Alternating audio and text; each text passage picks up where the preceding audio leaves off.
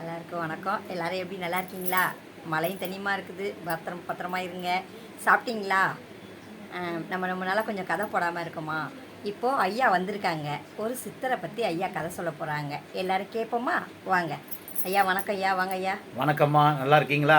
நல்லா இருக்கேன் ஐயா. நீங்கள் நல்லா இருக்கீங்களா? நல்லா இருக்கம்மா. இப்போ இன்னைக்கு நம்ம ஒரு தடவையும் மகாபாரத கதையை பற்றி சொல்லிட்டு இருந்தோம் இல்லைங்களா?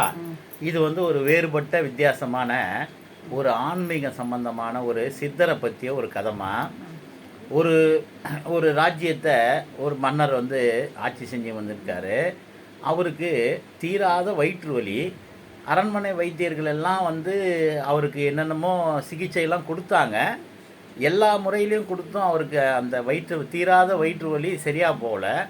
அவருக்கு முடியல, சாப்பிட முடியல, கொல்ல முடியல. அவர் படுத்த படுக்கையாக தான் இருக்கிறாரு. அதுபோல் இருக்கும் பொழுது அவருடைய பிரதம மந்திரிக்கு ஒரு தகவல் கிடைக்கிது.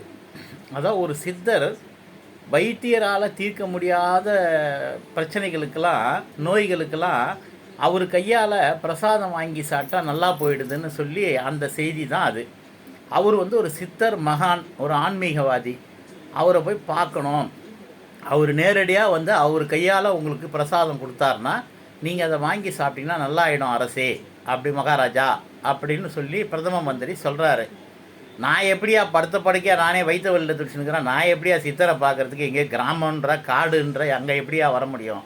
இல்லை மகாராஜா, உங்களை பல்லக்கில் ஏற்றிக்கிட்டு நீங்கள் படுத்துக்கிட்டே இருங்க, நான் இட்டுக்கிட்டு போகிறேன் உங்களை, நம்ம காவலாளிங்கெல்லாம் கூட வரட்டும் வாங்க அப்படின்னு பல்லக்கில் ஏற்றிக்கிட்டு பிரதம மந்திரி அவரை அழைச்சிக்கிட்டு ஒரு காடு மலைலாம் கடந்து வெகு தூரம் போகிறாங்க.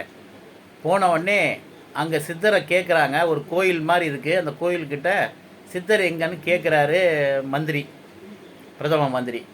கேட்ட உடனே இல்லைங்க, அவர் இங்கே இல்லை, கோயிலில் தான் இருப்பார், ஆளை காணோம், வேணால் பாருங்கள், அங்கே கோயிலுக்கு முச்சந்தியில் அங்கே ஏதாவது இருப்பார், உட்காந்துட்டு இருப்பார் அப்படின்னு சொன்னோடனே காவலாளிங்களை விட்டு பாரு, தேடி பாரு, சித்தர் எங்கேயாவது இருக்கிறாரான்னு பார்த்த உடனே அங்கே ஒரு அழுக்கு கிழிஞ்ச வேட்டி துண்டை போட்டுக்கிட்டு தாடி வச்சுக்கிட்டு ஒரே அழுக்காக இருக்கக்கூடிய ஒரு மனிதர், ஒரு காட்டு மிராண்டி போல் ஒரு மனிதரை ஒருத்தவன் பார்த்துட்டு அவர் தான் சித்தராக இருப்பார் போலகுது மந்திரியாரே, பாருங்கள் நீங்கள் என்னென்ன.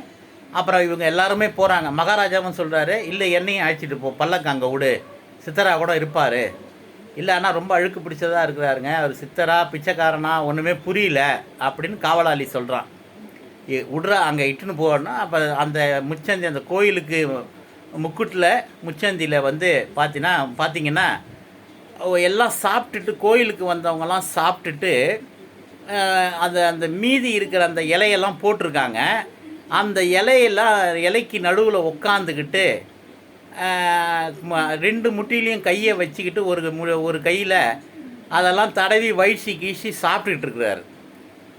அதாவது பக்தர்கள் சாப்பிட்ட அந்த எச்சி இலையில் இருந்துக்கிற மீதி இருக்கிற சாதம், அந்த பொரியல், அது இது காய்கறிக அதெல்லாம் மீதி போட்டதெல்லாம் எடுத்து வயிற்சி சாப்பிட்டுட்டு இருக்கிறாரு.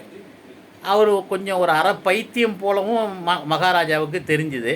சரி, ஏதோ மந்திரி சொல்கிறாரு, அவர் கையால் வாங்கி சாப்பிட்டா நல்லா போய்டணும், பார்ப்போம் நம்ம வயிற்று வலி நல்லா போகுதான்னு சொல்லி கிட்ட போகிறாங்க.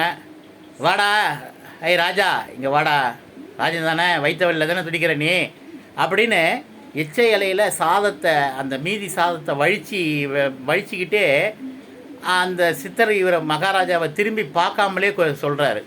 மகாராஜாவுக்கும் மந்திரிக்கும் ஒரே அதிர்ச்சி.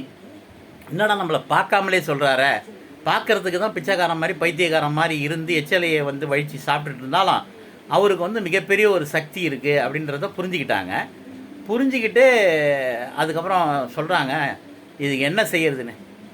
அந்த எச்சலையில் இது வழிச்சிக்கிட்டு அவர் சாப்பிட்டுட்டு இருந்தார் இல்லைங்களா, அதில் அப்படியே வழித்து ஒரு கை சாதம், ரசம் ஏதோ கலப்படமாக இருக்குது. அதை எடுத்து ஏய் ராஜா இங்கே வாடா, மகாராஜா இங்கே வாடா, இது வாயில் போடுறா நல்லா போயிடும் அப்படின்னு வாடா போடான்னு மரியாதை இல்லாமல் இதை சாப்பிட்றான்னு ஆனால் மந்திரியார் முன்னாடியே சொல்லிட்டாரு, அவர் கொடுப்பது அருவருப்பாக இருந்தாலும் எச்சி பண்டமாக கேவலமாக மண்ணுங்கிண்ணுமாக சகதியமாக இருந்தால் கூட நீங்கள் அதை பிரசாதமாக வாங்கி மனப்பூர்வமாக ஒரு நம்பிக்கையோட முழு நம்பிக்கையோட வாங்கி சாப்பிடுங்க மகாராஜா அப்படின்னு சொல்லிட்டாரு. மகாராஜாவும் கொஞ்சம் கூட சகிக்காமல் அவர் சாப்பிட்ட அந்த ஏற்கனவே மற்றவங்க எவனோ சாப்பிட்டு போட்ட எச்ச இலையில் இருக்கிற சாப்பாடு, மீதி சாப்பாடு, இவர் அதில் சாப்பிட்டுட்டு அதுலேருந்து வழித்து அப்படியே கொஞ்சம் பிரசாதம்னு கொடுக்குறாரு என்ற நம்பிக்கையோடு சாப்பிட்டாரு.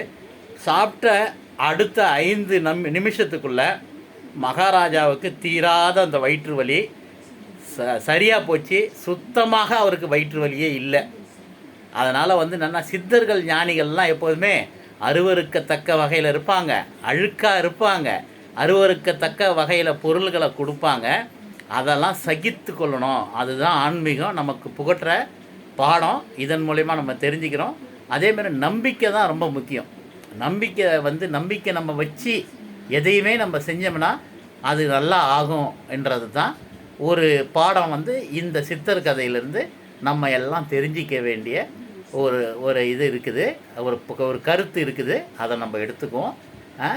சரிம்மா, ரொம்ப நன்றிம்மா. இது எல்லோரும் பார்த்து அவங்கெல்லாம் கமெண்ட் சொல்லட்டும். ரொம்ப நல்லது. நன்றி ஐயா. நல்லபடியாக கதை நல்லபடியாக சொன்னீங்க. வாரம் வாரம் இனிமேல் தொடர்ந்து எங்களுக்கு கதை சொல்லணும். கதை நல்லபடியாக இருந்துச்சு, நல்லாவும் இருந்துச்சு. எல்லாம் கேட்டுட்டு எப்படி இருக்குன்னு சொல்லுங்கள். ரொம்ப நன்றிம்மா. வணக்கம்மா. வணக்கம் ஐயா.